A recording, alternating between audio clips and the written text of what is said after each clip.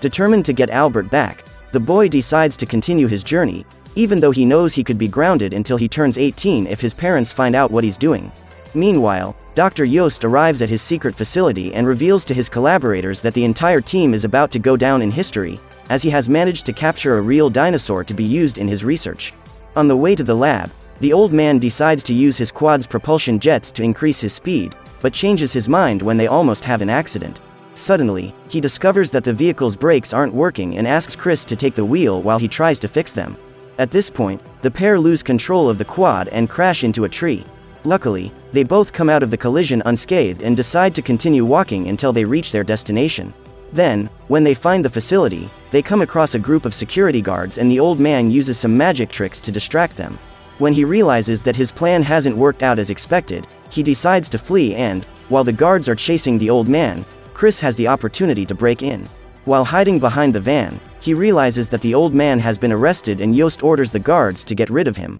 Even though he's afraid of being the next victim, the boy walks around the camp looking for the dinosaur and tries to hide between the tents so as not to be noticed. After checking all the possible hiding places, Chris manages to find it, but the hut is completely closed, so he has to run to find another hiding place. After almost being spotted by Yost, the boy enters a stall and comes across one of the employees taking a nap.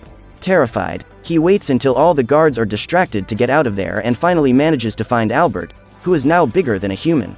While Chris thinks of a way to remove those chains and get the dinosaur out of the camp, two armed security guards show up and are about to arrest him. But before they could touch the boy, the old man entered the tent and attacked them with a metal suitcase. He then steals the keys from one of the guards to free the animal.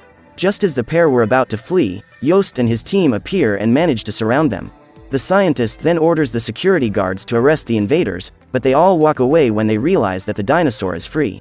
Terrified, the group tries to flee and one of the soldiers manages to hit the creature in the neck with a tranquilizer dart. At that moment, Albert gets scared and runs off into the forest, but is followed by the pair who have gone there to rescue him.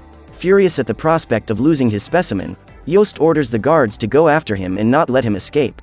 Immediately, the team of soldiers begin a long chase through the forest and are accompanied by the scientists, who need Albert to be captured alive. As he already knows the forest, the old man guides Chris and the dinosaur throughout their escape and claims to know a perfect hiding place. However, while the trio are trying to escape, Albert becomes terrified and ends up taking a different route.